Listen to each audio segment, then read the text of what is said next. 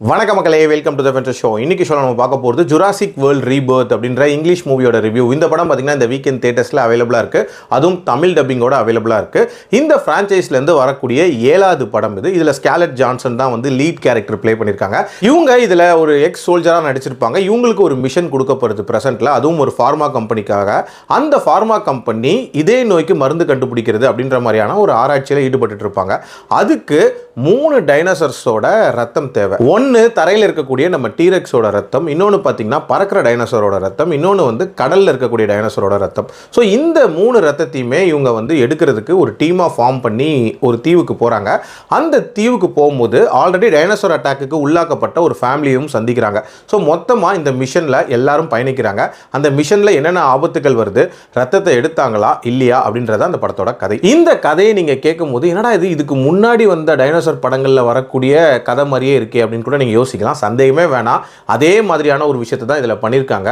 புதுமை அப்படின்றதெல்லாம் பெருசாக இல்லவே இல்லை. சரி, கதையை விடுங்க, விஷுவலாக ஏதாவது பயங்கர அப்பீலிங்காக பண்ணியிருக்காங்களா? அதாவது இப்போலாம் ஏஐ டெக்னாலஜி அப்படின்றதெல்லாம் ரொம்ப பீக்கில் இருக்கக்கூடிய டைம்.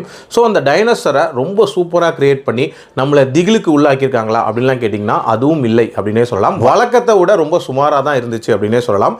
அஃப்கோர்ஸ் ஒரு சில டைனோசர் அட்டாக்ஸ் அப்படின்றதெல்லாம் ரொம்ப ரொம்ப நீட்டாக இருந்துச்சு. உதாரணத்துக்கு அந்த கடல் டைனோசர் கிட்டேருந்து ரத்தம் எடுப்பாங்கல்ல, அந்த காட்சி, அதை தொடர்ந்து நடக்கக்கூடிய ஸ்டண்ட் அப்படின்றதெல்லாம் நீட்டாக இருந்துச்சு. அதே மாதிரி டீரெக்ஸ் அட்டாக் அப்படின்றதும் ஆஸ் யூஷுவல் நீட்டாக இருந்துச்சு அப்படின்னே சொல்லலாம். ஒரு சர்வைவல் த்ரில்லராக பார்க்கும்போது அடுத்து என்ன நடக்க போகுது, யாருக்கு என்ன ஆக போகுது அப்படின்ற மாதிரியான டென்ஷன்லாம் பெரிய லெவலில் கிரியேட் ஆகவே இல்லை அப்படின்னே சொல்லலாம். விஷுவலாக அந்த வேர்ல்டை கன்வே பண்ண விதம் அப்படின்றது கன்வின்சிங்காக இருந்துச்சு. அதே மாதிரி அந்த ரத்தம் எடுக்கக்கூடிய காட்சிகள் அப்படின்றதெல்லாம் நீட்டாக பண்ணியிருந்தாங்க. மற்றபடி இந்த கதையில் பெருசாக சொல்கிறதுக்கு அப்படின்றதெல்லாம் ஒன்றுமே இல்லை.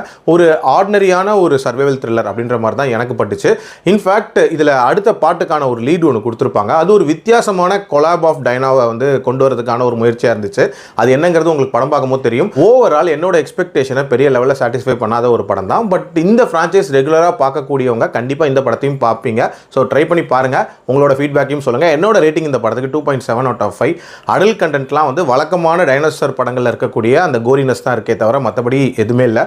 பார்க்கலாம். மீண்டும் அடுத்த விமர்சனத்தில் சந்திக்கிறேன். நன்றி, வணக்கம்.